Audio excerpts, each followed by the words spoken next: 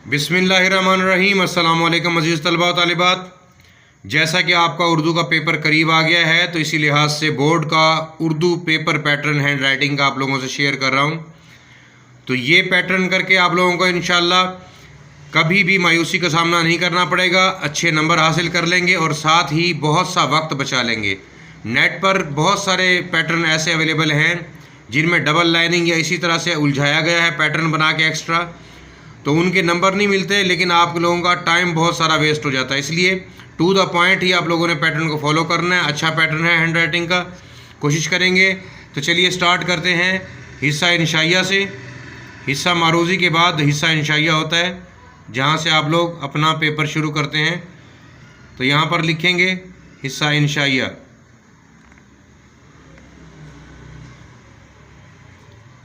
दरमियान में लिखेंगे ये इसके।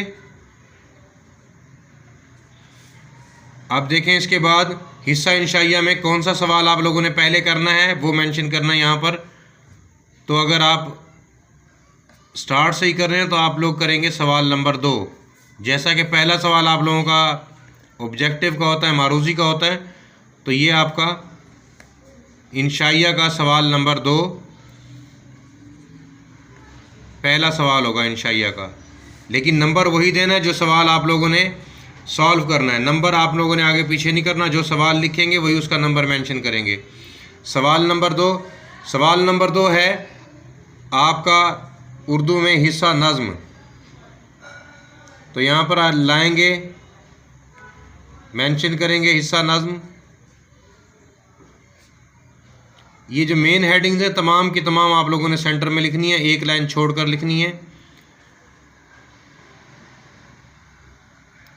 हेडिंग्स आराम से देनी होती हैं, उसके बाद आपने पेन की राइटिंग को ज़रा टाइम के मुताबिक मैनेज करना होता है।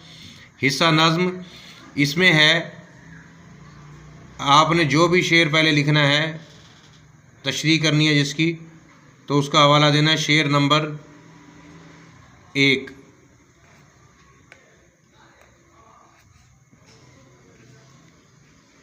शेर नंबर 1, इसमें आप लोग लिख भी सकते हैं शेर और आप छोड़ भी सकते हैं, ज़रूरी नहीं होता सिर्फ नंबर सही देना ज़रूरी है।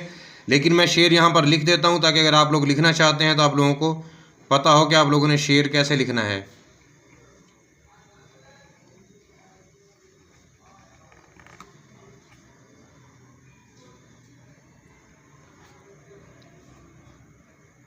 मिसाल के तौर पर लिख रहा हूँ, कोई भी शेर आ सकता है पेपर में, आप लोगों ने उसी के मुताबिक लिखना है।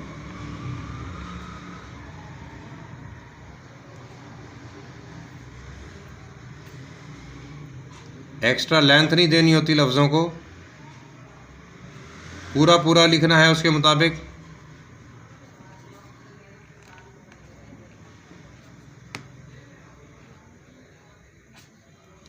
ज़रूरी नहीं कि आप लोग शेर लिखें, सिर्फ नंबर ही उसका मेंशन कर देना ज़रूरी है।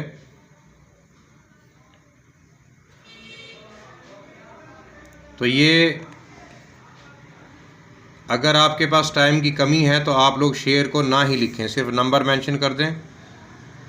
अगर आपने मार्कर से लिखना है तो आपने लाइन छोड़कर लिखना है। कोशिश करें कि 605 से लिख रहा हूँ मैं, आप लोग 604 से लिखें ताकि ये पूरा मैनेज कर सकें सही तरह से, फैले ना, लफ्ज़ बड़े बड़े ना बने और नॉर्मल साइज़ में रहें।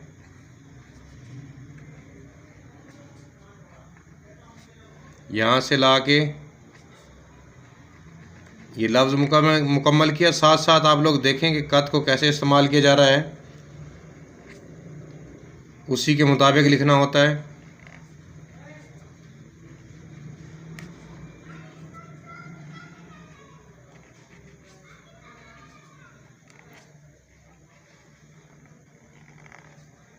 जगह के मुताबिक मैनेज करें।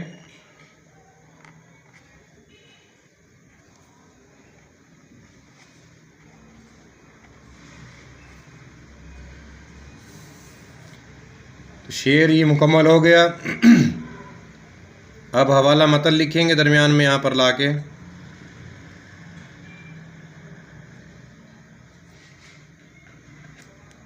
हवाला मतन को भी दरमियान में ही लिखना होता है। जितनी मेन हेडिंग्स हैं तमाम को सेंटर में लिखना होता है।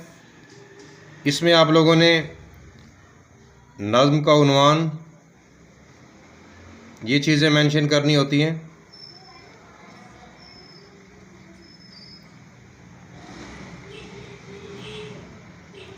नज़्म का उन्वान,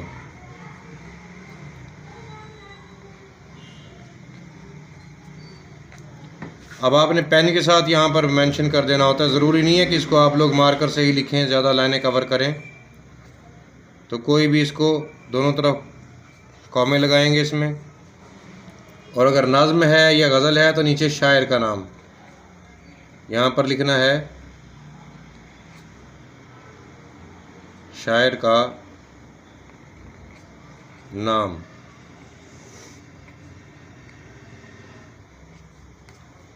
उसको भी आपने पेन के साथ ही इसके नीचे वाली लाइन पर ही लिख देना है, जो भी है। मैं आप लोगों को मिसाल दे रहा हूँ, आप लोगों के पेपर में कुछ भी आ सकता है, आपने उसी मुनासबत से उसी हवाले से लिखना है।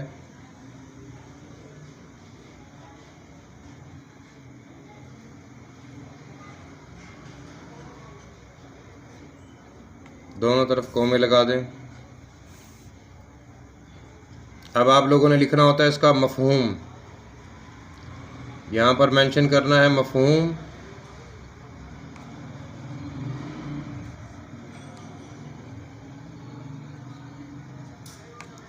मफ़हूम आप लिखेंगे जितना भी है, उसके बाद आप लोगों ने शुरू करना होता है तशरीह को। तो यहाँ पर आप उसके बाद शुरू करते हैं, तशरीह की तरफ आते हैं। यहाँ पर